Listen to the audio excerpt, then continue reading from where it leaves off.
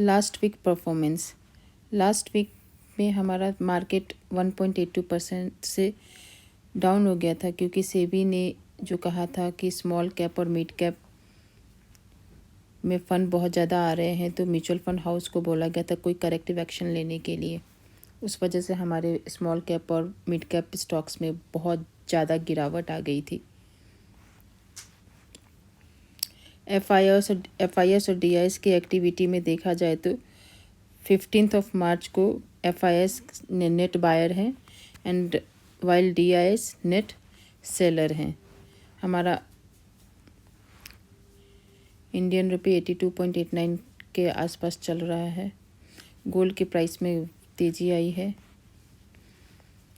हमारा American market last week मतलब Friday को नेगेटिव में बंद हुआ था 0.49% से, S&P 500 0.65% से और नास्डैक 0.96% से। इस हफ्ते हमारे कौन कौन से की फैक्टर्स होंगे, जैसे FOMC मीटिंग सबसे पहला की फैक्टर जो this week The Fed will begin its two-day policy meeting on March 19th. The US Federal Reserve will announce its interest rate decision after its two-day policy meeting on March 20. Or Japan will also announce the inflation rate on March 22. और SBI ने, supreme court ने SBI को कहा था कि उन्होंने complete data क्यों नहीं इलेक्ट्रल बॉन्ड के ऊपर अपडेट किया है, तो उसका रीज़न बताने के लिए तो वो हमें कल पता चलेगा और कल कंप्लीट डाटा भी आएगा कि कौन सी कंपनी ने कौन सी पार्टी को कितना चंदा दिया है।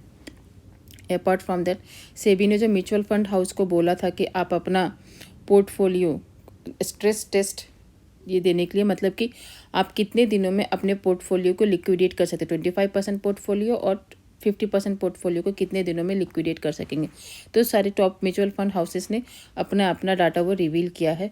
वो आप देख सकते हैं, यहाँ पे सारा दिया हुआ है। जैसे मिड कैप साइज में HDFC मिड कैप अपॉर्चुनिटी, जिनके पास 60,000 करोड़ का AUM है, तो वो 25% पोर्टफोलियो 12 दिनों में लिक्विडेट कर देंगे और वही 50% पोर्टफोलियो 23 डेज में। तो ऐसे different companies mutual fund houses ने अपना अपना मिड कैप साइज़ का और फिर यहाँ पे आपको स्मॉल कैप साइज़ के मतलब डिस्क्लोज़ किया है इन्होंने। ये मतलब एक्चुअली देखा जाए तो सेबी की तरफ से बहुत ही अच्छा एक स्टेप लिया गया है, ताकि हम जैसे छोटे रिटेल इन्वेस्टर्स की मनी हमारी सुरक्षित रहे, सेफ रहे।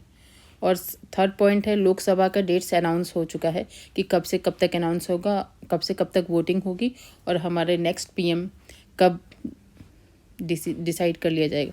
जैसे देख सकते हैं 19 अप्रैल से स्टार्ट होकर 1 जून तक रहेगा और काउंटिंग हमारी 4 जून को होगी। ऑयल के प्राइसेस के ऊपर हमको नज़र बनाए रखनी है।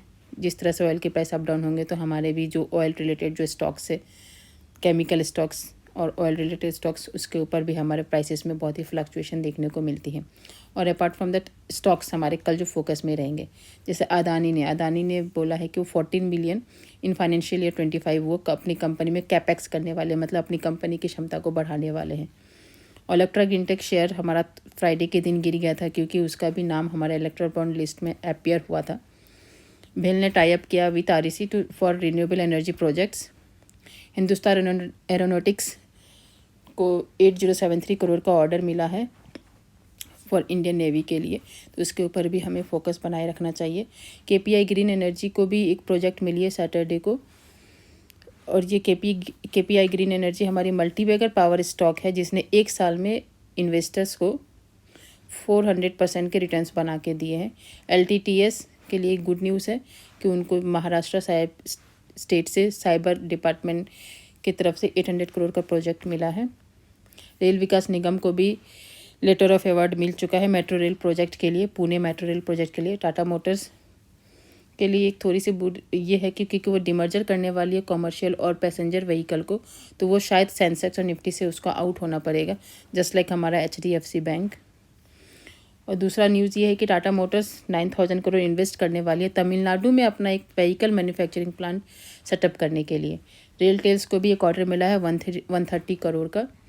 और ये सारे स्टॉक्स है जो हमारे अपकमिंग वीक्स में डिविडेंड देंगे। ऑयल इंडिया है, TVS मोटर्स है, किया इंडस्ट्रीज़ है, के सॉल्व्स है, पावर फाइनेंस है, मिश्रा धातु है।